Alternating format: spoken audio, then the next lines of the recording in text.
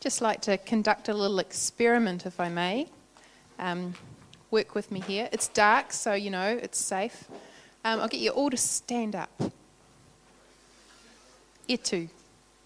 Okay, now I want you to think about your friends, all right? Picture them. Now, there might be people that you hang out with, people that you went to school with, people that you work with. Now, I want you to narrow down that group to people that you would call close friends. All right? Now, think of that group of close friends. These are the people that, if you had a problem, that you would go to them and share it with them. All right? Probably quite in a personal way. Now, how many friends have you got in your head? You got a number? All right, now sit down if that number is less than 2. Okay, not talking about popularity, remember we're talking about close friends. All right, sit down if that number is less than 4. Less than 10? Okay. Now, with Georgie. Nice. Right, George. Okay, you can all sit down now. The point that I was making there is that we don't actually have that many close friends, do we? And you guys are probably a lot more connected than most, because statistics show that most people have only 2. And 1 in 4 people has nobody at all that they would go to with a problem. So, quite scary, isn't it?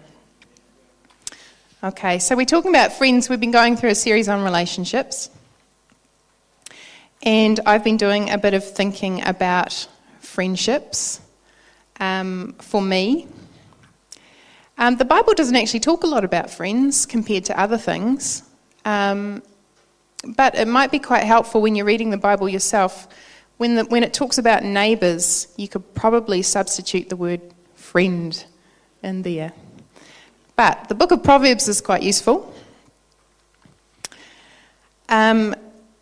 If you are looking through Proverbs and you happen to be looking at chapter 16, you would note that it says, "A gossip separates close friends." So the first thing about friends is that they keep confidences. If we track down a little further to chapter 17, we see, "He who covers over an offence promotes love, but whoever repeats the matter separates close friends." So there's something really precious about a friend that you can trust with your good stuff and with your bad stuff. And a friend focuses on the good stuff and just quietly forgets about the bad stuff and doesn't repeat it to other people. A friend loves at all times, and a brother is born for adversity. So a friend is constant, and a friend is there in a crisis. And wounds from a friend can be trusted, but an enemy multiplies kisses, which is kind of a weird way of saying your enemies might flatter you, but your friend will speak the truth to you in love. I was thinking a bit about this. I've got a friend who was in a situation where she was really trying to raise money for something, and she committed herself to it. It was an overseas trip to do some study, and she'd resigned from her job and was taken time off and had committed herself to going, and she had to raise quite a lot of money in order to go and do it. And she was in a situation where she was looking at borrowing money from a particular person. And I just felt really uneasy about that. So I didn't know if I had the kind of friendship where I could go and say to her, "Don't do it," or not. But I thought, I care about her and I really don't want to see her in a bad situation. So I went to her and I said, "Listen, you don't have to listen to my advice, but I really think that you shouldn't borrow money from this person."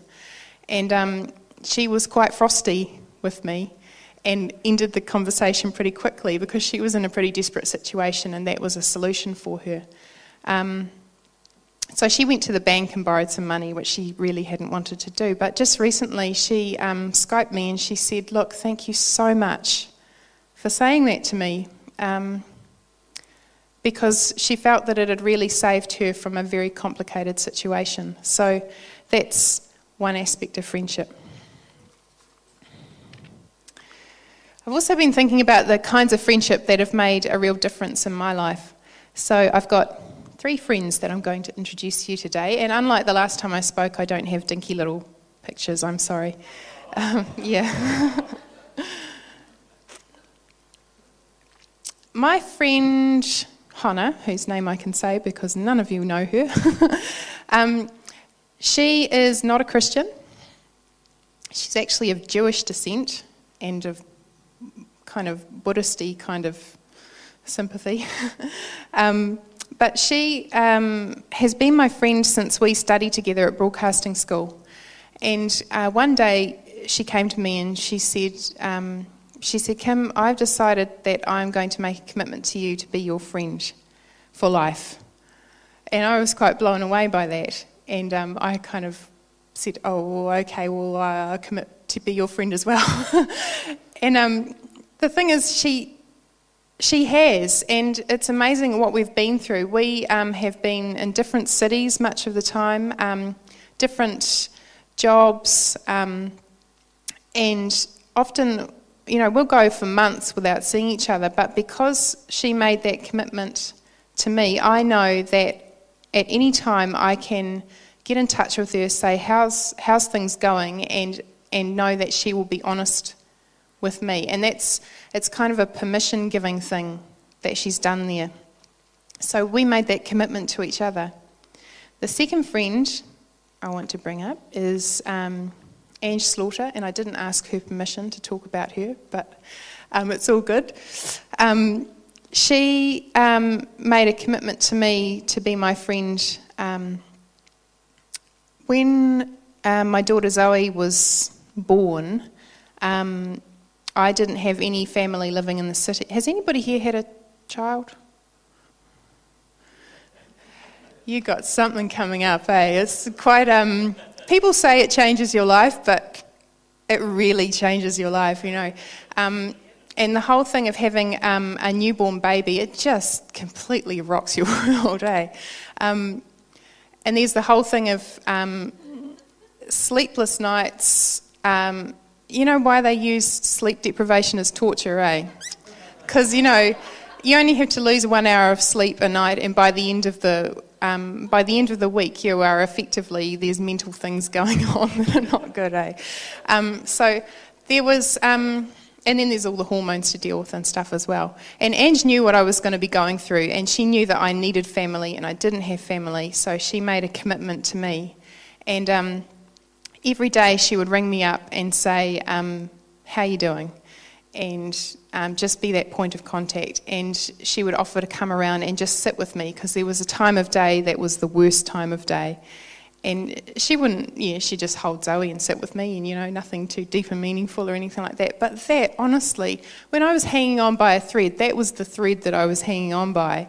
And that was real friendship to me. And she said to me, like, I would try to give her, little gifts of chocolate or flowers or stuff. And she would say, look, just don't. She said, I can do it. It's not hard for me to do it. She said, don't pay it back, pay it forward. So she said, when you're in a position to do this for somebody else, you do this for somebody else. And that was just so powerful to me. Yeah, go Ange.